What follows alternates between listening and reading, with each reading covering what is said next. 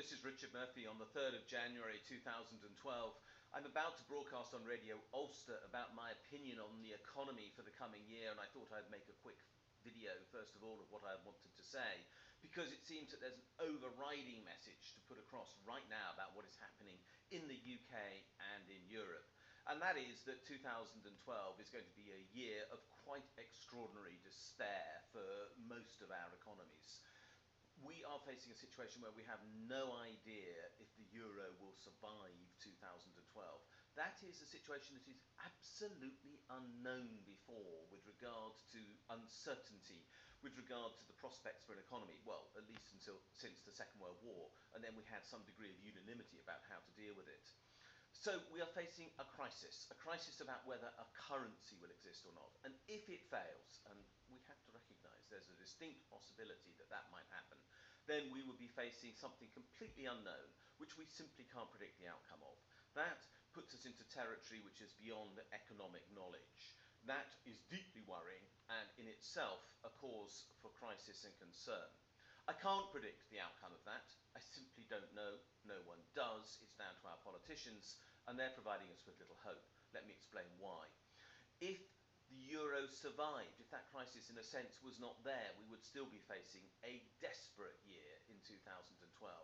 And that is because we have politicians who have decided right across Europe, and we have 24 right-wing governments out of 27 in Europe, we have those politicians deciding that they want to put the whole of Europe into a recession. That is because they are, without exception, deciding that it is their job to provide us with an austerity package of spending. So they are cutting spending. Now, there are only 4 mechanisms inside the economy that provide a boost to it. The first is consumer spending. Well, that's clearly not happening. People have less money and there are more unemployed people. Secondly, there's business investment. That's not happening because consumers have less money to spend and businesses rationally aren't investing as a result. Thirdly, there's exports. Well, everyone is deciding to go into recession together. All the governments are guaranteeing that, so the prospect for export growth is minimal. And finally, there's government spending. These governments are deciding to cut government spending. So the 4 drivers of the economy are all going down at the same time. Recession is therefore inevitable. Depression will almost certainly follow, and with it all sorts of massive social problems. Vast increases in unemployment, significant increases in the costs of benefits, therefore a complete failure to tackle the deficit almost certainly. There will be social unrest, there will be people out of homes, particularly in the UK and other places where the impact of cuts will mean that people can't afford to pay rent. There will be impact on social services. We're already seeing that problem for the elderly. Now, none of this is necessary, and that's the important point to note. Literally none of this has to happen. It would be entirely possible for the governments of Europe, together or individually, to go to their commercial banks, and if not to their commercial banks, to their central banks, the Bank of England, the European Central Bank, and say, we want to borrow.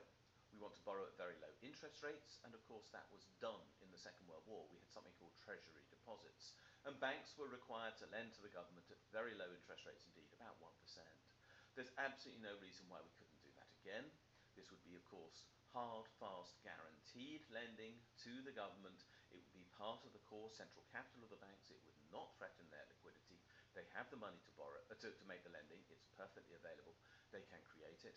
So the money to actually spend is available, but the benefit of that spending is enormous. We would not be spending to, of course, pay benefits, which is what governments are doing now. We are not spending for unproductive use.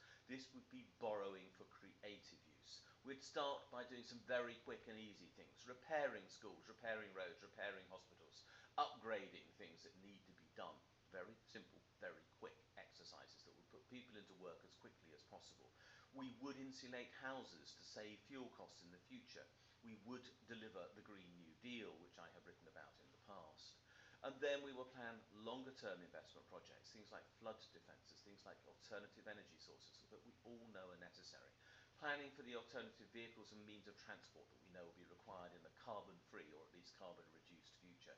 We would be investing in the technology to deliver a changed way of life, which is inevitable as we have to consume less in the future, but nonetheless live well.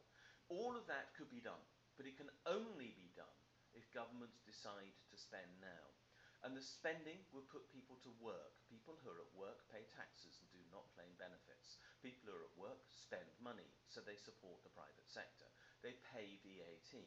They ensure that other people therefore have jobs, and that creates a virtuous cycle of growth. When all four, as I have said, economic drivers of the economy, spending by consumers, investment by business, exports and government are going down together, recession is guaranteed.